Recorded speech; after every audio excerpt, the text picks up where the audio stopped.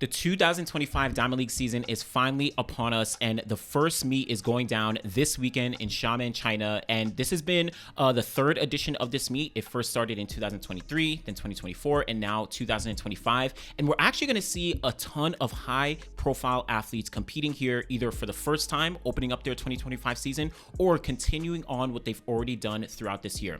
Now, let's just jump right into it. The first athlete who is making a notable opener in her 200 is Shericka Jackson. Now, she's already opened up her 2025 season in a couple different races, but this will be her first 200-meter race of the 2025 season, and it will be her first 200 since July 2024. That last race was at the Hungary Continental Tour, where she actually pulled up, was unable to successfully finish the race because of an injury, unfortunately, and then that led to what we saw at the Paris Olympics, where she had to pull out of the 100 and also pull out of the 200. So Shericka kind of coming off injury last year.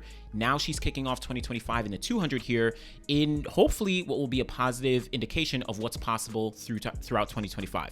Now, she of course has a personal best of 21.41 from back in 2023, doubling up her World Championship gold medals 2022, 2023, 21.41 of course is number 2 all time, only behind the legendary Flojo.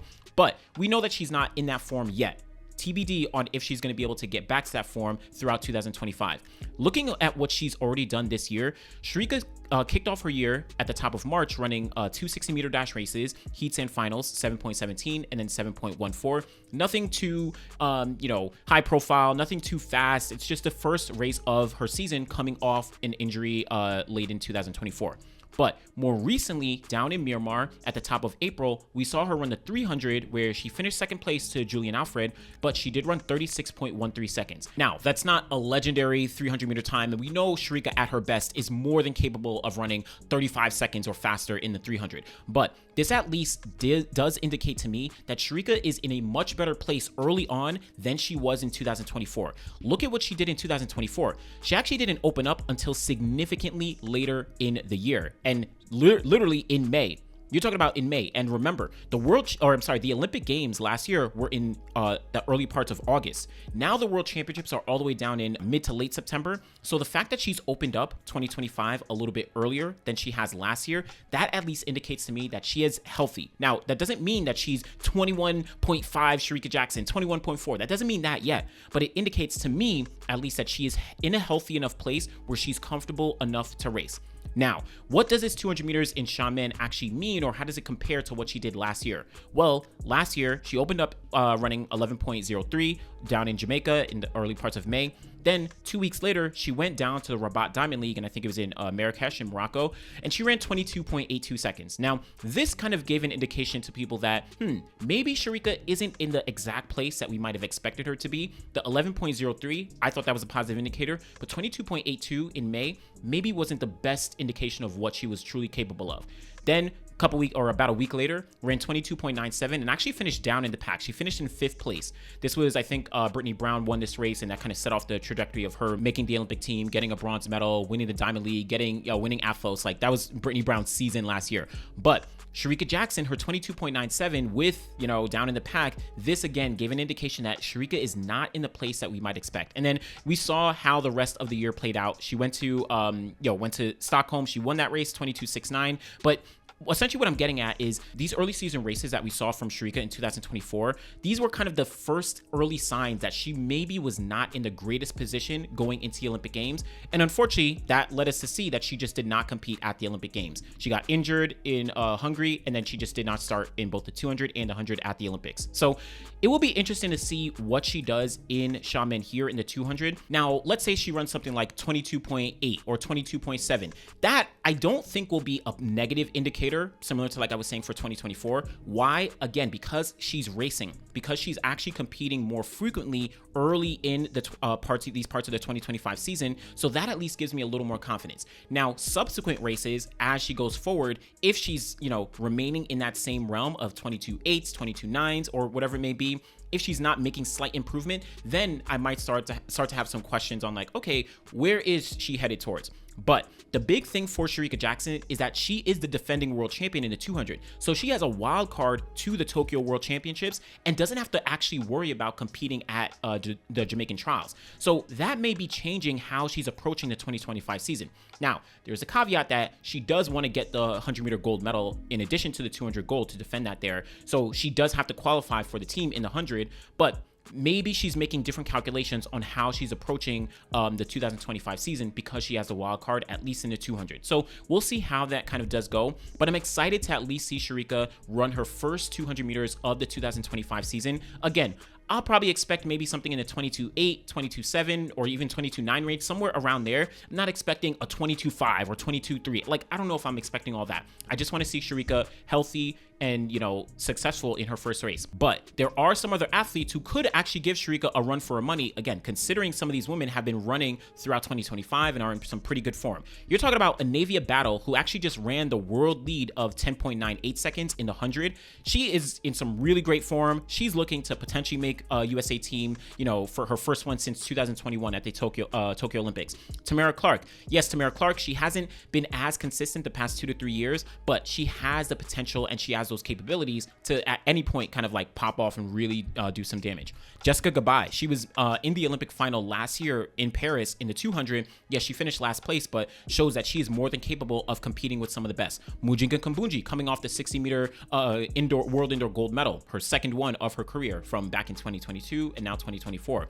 Then you have Jenna Prandini, just dominated behind Melissa Jefferson in Grand Slam track. TT Terry, who is a very, very slept on 200-meter runner, 22.17 seconds in terms of her personal best. That's nothing to slouch at, considering she's more of a 100-meter sprinter. So don't sleep on what TT Terry is capable of, but that's what I'm looking forward to in the women's 200-meter dash. Shericka Jackson, she's going to be one to look out for. But men's 100 meters. This is probably the next most high-profile event that we have at the Xiamen Diamond League, and you're talking about Christian Coleman versus Letsile Tebogo versus Akani Simbine, Ferdinand Omanyala, Laki Kennedy. This is Jeremiah Azu is in here. So this 100-meter dash is actually very, very high quality. We're talking about a very, very competitive field. Now, Christian Coleman, he actually won this exact race last year. Well, actually, the past 2 years. 2023, he won the Xiamen Diamond League back then, running 9.83 seconds, which was his season's best. He equaled it at the Prefontaine Classic. But in 2024, after he had won the World Indoor Gold Medal, he actually went to China and he actually won the Xiamen Diamond League once again there, running 10.13 seconds. So Christian Coleman is, you know, the double defending champion, if you want to call it there, in Xiamen. But we'll see how he actually does, you know, progress when we're talking about 2025 here in the 100-meter dash because of that competition. Already, he's run he's run on the 4x1 on 2 different occasions, but here he ran 10.06 seconds and overall finished 3rd place at the Tom Jones Memorial. You had Courtney Lindsay, and then you had Christian Miller, who finished ahead of Christian Coleman here. Now, I don't know, this isn't a clear indication of what he's truly capable of, but I do know that Christian Coleman's goals for 2025 are not only to make the team to the World Championships in Tokyo this year, but also to get back on the podium, if not win a gold medal. That is his ultimate goal. Remember, last year, right before Olympic trials, he was training with Tim Hall. He unfortunately didn't make the team. He finished 4th place in the 100-meter dash, also just missed the team in the 200-meter dash. And after the Olympic trials, he switched coaches, moving from Tim Hall, his longtime coach, moved down to Florida to train with Dennis Mitchell. So this is kind of his first full year, you know, with the fall season training, all that stuff with Dennis Mitchell and that whole group, Kenny B, Kyrie King, Courtney Lindsay, etc., etc. So it'll be interesting to see the progression that he's making throughout 2025 and that ultimate goal of making the team, getting on that podium, potentially winning gold at the World Championships. It's going to be tough because some of these guys who he's going to be facing off against throughout the year are right in this race. Letsile Tebogo. He, of course, is the defending Olympic champion in the 200. Also at the World Championships in 2023, he got the silver in the 100 behind Noah Lyles, and he got the bronze in the 200. So he is really riding a high in terms of the success he's seen over the last 2 years. Now, this 10.55, not really indicative of what he's actually done. I mean, he has run a few 100-meter dash. He won one 100-meter dash race this year, and this was some pre-meet. It wasn't really a true 100-meter dash race. It is what it is. What he's really done this year is really focused in on the 400 meters, where he's run, about 400-meter races this year, all the way from early season 48.9 in, I think he was running in just like sneakers, all the way down to 45.26 down in Melbourne. But most of these he did finish behind his teammate, Bayo Pundori. But regardless, ran in Botswana, ran the 20.23, cruising, relaxing, before the finish line. So very, very easy run. This will probably be his first, all right, now I got to get on the track. Now I have a very, very high quality field in one of my primary events. And these guys are not going to be sleeping. So it will be interesting to see how Tebogo actually navigates this field and really puts, pedal to the metal when we're talking about this 100-meter dash. Then you have Akani Simbine. Akani Simbine, he's already run 9.90 seconds in the 100. Now, it was in Botswana, was some altitude, but he's no stranger to actually running fast across the board. Now, of course, he does unfortunately, have the curse of always finishing 4th or 5th place when it comes to Olympics or World Championships. Most notably, Olympic Games last year finished 4th place behind Noah, Xiamen, and Fred. But Akani is a gamer. And last year at the, not the Xiamen Diamond League, but the Shanghai Diamond League, he actually won that Diamond League race ahead of guys like Christian Coleman, ahead of guys like Fred Curley. That was really a high quality race that shows Akani Simbine is more than capable of competing with the best. And the thing that I love about Akani Simbine is he is never scared to compete with some of the best around the world, whether it's at the Diamond Leagues, whether it's at, Adidas Grand Prix, whether it's at Olympics or whatever it may be. He is always there and he's always in the mix. So Akani, he's going to be one to look out for. I would not be surprised if he actually does take the win in this race, but it doesn't necessarily mean that he's the, all-time favorite going into the world. It doesn't mean that, but he's not one to sleep on. On top of that, you have guys like Ferdinand Omanyala. It's, it's always a question. I don't mean to disparage him, with how I react, but he's relatively consistent when he is on the circuit, but when those big moments come, he doesn't really show up as we would expect him to, considering he has a personal best of 9.77. He's run 9.78, 9.79, or whatever those 9.7. So we'll see how he does. Lockie Kennedy, this is probably Lockie's most high profile 100-meter race that he'll be in first ever. Now, he has competed in different races, but when we're talking about just a Diamond League race against Christian Coleman, Latino Tebogo, Akani Simbine, like this is a very high profile race, and he's coming off a very, very, quality season out in Australia. Also, he won the World Indoor Silver Medal, at, again, World Indoor Championships in the 60-meter dash. So he's really been on a very strong run. He beat Gaukau in that 200. So we'll see how Lockie Kennedy does kind of match up with essentially some of the top guys in the world here in the 100-meter dash. Jeremiah Azu, of course, World Indoor Gold Medalist in the 60-meter dash. He's been on the rise, man. Jeremiah Azu is one to not sleep on as we look, towards some of the quote-unquote newer guys. He's not necessarily newer in a sense, but he is very much on the rise. Then you have a whole bunch of other guys between Ron Watson, you have Hakeem Sani Brown, you have Emmanuel Esime, who, is one of my favorite athletes. 2023 had a really good season. But that's the men's 100-meter dash. Again, I'm not necessarily predicting too many times. I wouldn't be surprised if all these guys run, somewhere in the 10:0 range, right? 10:05, 10:06, or whatever it may be. In that range, I don't know if we're going to see sub 10 at this point in all the way out in China. Like, who knows? Wouldn't be surprised, but, looking at the 10:0 range when talking about predictions.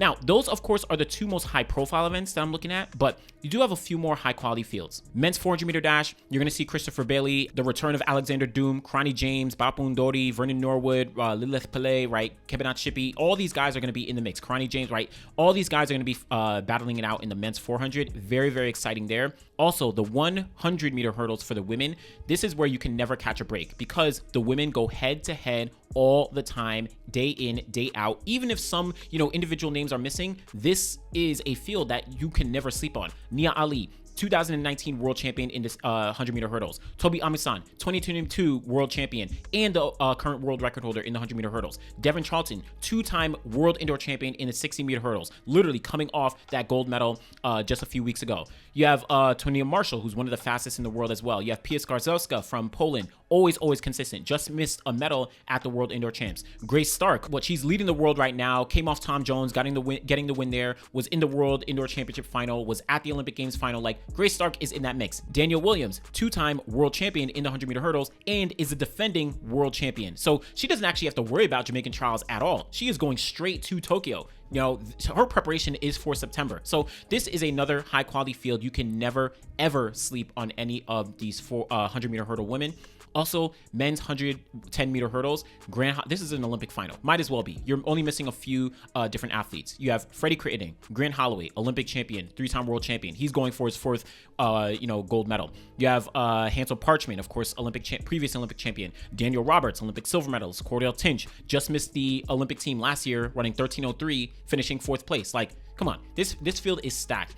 Now, Grant Holloway, he is the most dominant athlete over the past, 5 years or whatever at this point. But he did just lose his season's opener to Trey Cunningham down at Tom Jones. But the problem is, that's one race, right? Yes, we've seen Grant Holloway lose 110-meter hurdle races, but like, I'm never going to bet against Grant in an individual race, or especially at a global championship. So Grant Holloway, he is the guy to look out for here as he goes from here. I think he'll be running at the next one in Shanghai as well, and then some of these other guys will be following up. It's interesting to see Daniel Roberts. He's already explicitly said he's coming to compete here. He's coming back to Miami to compete in Grand Slam. I think he's going to another Diamond League after that. So he's kind of splitting his time between Grand Slam track and the Diamond League, which is really interesting to see the strategy behind, you know, parsing out your season like that. But men's 110-meter hurdles, also just 2 other competitions. The men's 300-meter hurdles, I'm going to say that I don't know. Cool, they made it an official event so that you can earn points. It's not going to be at Worlds or Olympics, but you know, I don't know if I'm necessarily a fan at the Diamond Leagues, or they're going to have it at a couple Diamond League races, not just here in Xiamen. I think it's going to be in Oslo. I think it'll be at another Diamond League. Just run the 400-meter hurdles. I don't know.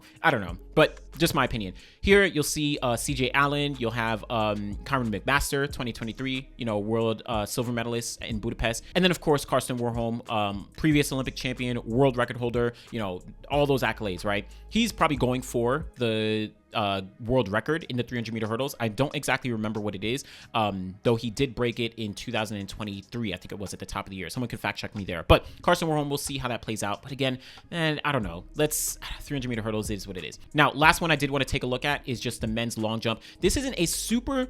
This is a mixed field, but I think it actually is more high quality. Let me not disparage the long jump here.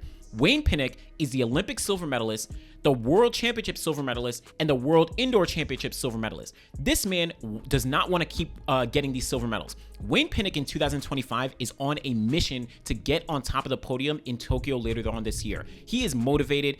I can see kind of the emotion that he had after getting that silver medal at World Indoor Champs, where he was like, damn, yo, like, again? Like, yo, do not sleep on Wayne Pinnock. He might be someone to look out for, especially considering someone like Miltiades Tentoglou. He's been, you know, hasn't been looking as great during the indoor season. And, you know, I guess, I don't know what's going on with his sponsorship with Adidas or whatever it may be, but don't sleep on Wayne Pinnock. Yes, you do have guys like Matej Forlani, he's looking like a real problem, but Wayne Pinnock, he's that guy right now. You also have Tajay Gale, 2019 world champion. He has a personal best of 8.69 meters, which essentially is the farthest long jump mark since the days of Dwight Phillips and Irving Saladino, right? So he is one of that guy, and I feel like he's in a second resurgence of his career, despite still being relatively young, where after 2019, he got injured. He wasn't really able to come back for the Olympics or the World Championships in 2022. But 2023, he got on the podium, got a bronze medal in Budapest. So we'll see how Tajay Gale actually does fare as we get started with the 2025 season.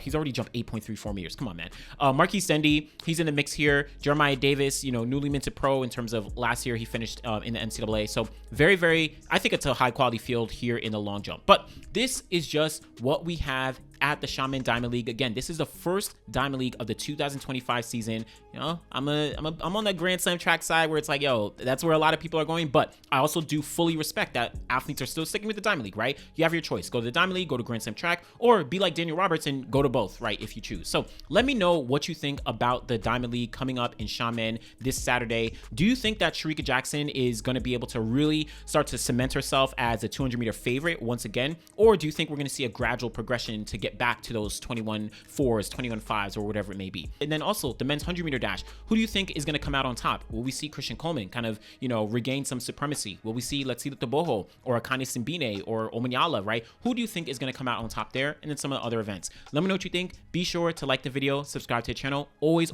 appreciate y'all. Thanks for watching.